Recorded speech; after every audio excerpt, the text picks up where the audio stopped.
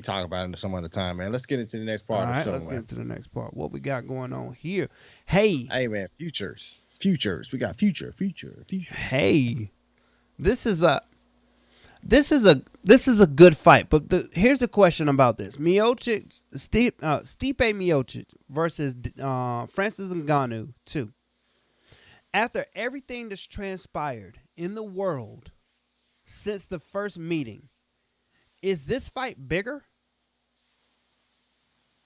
No, I don't think so either. I don't feel like Miocic can sell. Not even so much as Miocic. Let's take the champ out of the listing.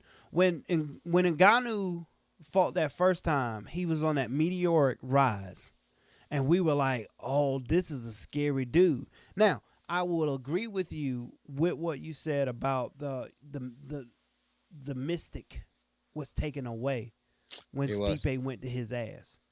I I, I didn't think about this when you said that a couple slides ago, but I understand what you're saying. So, with that being said, this doesn't feel as big, even though he. This is what Ngannou did. He went up, up, up. He failed, and he immediately went right back up by going out there and doing that to everybody else, except for the Derek Lewis fight.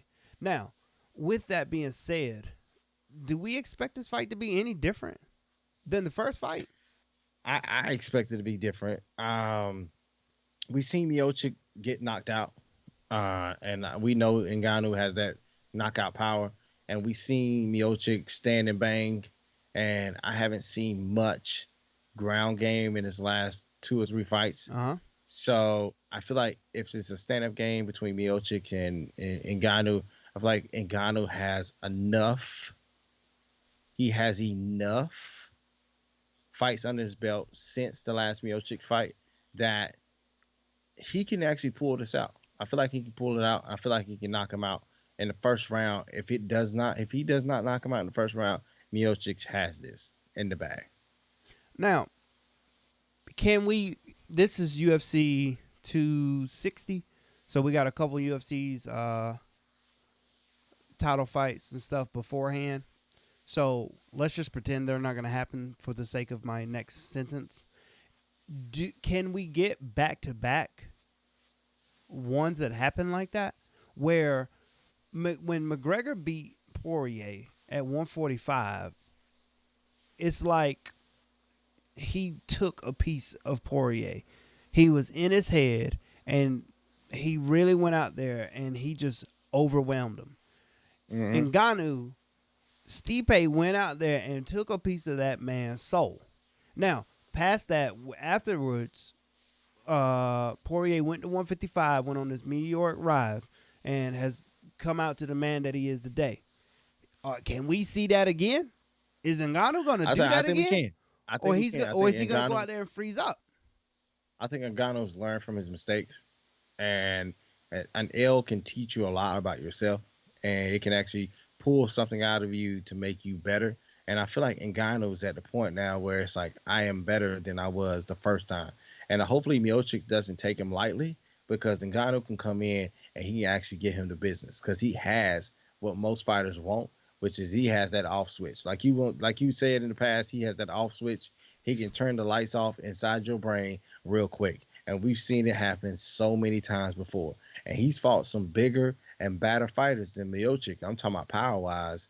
And I feel like he can actually put Miocic in a blender and knock him out. So that's why I say if it's the first round, I feel like Ngannou has a great chance. If it lasts longer, then that's when the skill level will start evening out, and that's when you'll start seeing Miocic uh, put all his tools that he has in his bag out there for everyone to see. And I feel like he takes Ngannou later on if that does happen. Now, I guess both of them aren't well-known gyms, so we don't know. I was gonna say because like you can trust American Top Team when they bring your guy back up to say, "Hey, we're gonna get you ready for this." You know, is that something that we can see out of MMA Factory? Is where Ngannou's from, and that's a place in France. That's what it says he trains out of. I don't know if he's in the states to train or I anything. think we can. I think we Can can. we see them go? Hey, all right. Let's break this all the way down from the beginning. This is what went wrong, and this is what we need to fix. Or the Stipe, take off the fireman suit, go put that whooping on him, and come back. I'd like to see Ngannou win just to inject some new blood into the heavyweight picture, kind of like what DC did. Daniel Cormier injected new blood into that whole division when he went up. I'd like to see Ngannou win, but I don't think he can pull it out. I'm gonna have to pick Man, Miocic. but here's the thing though. I would rather see Ngannou win, and I'd rather see Ngannou versus John Bone Jones, personally. Who fit 1 minute left. I think we said all we can about this fight. Who now that this fight has been booked and it's signed and announced, that question now becomes who does John Jones fight when he comes to heavyweight? I have a name, and I have a name that would make a very exciting fight. But who do you think it would be? If you can't think of none, I'm gonna give you my name, and you go, "Oh, well then." Derek Lewis. Damn, that's what I was gonna say.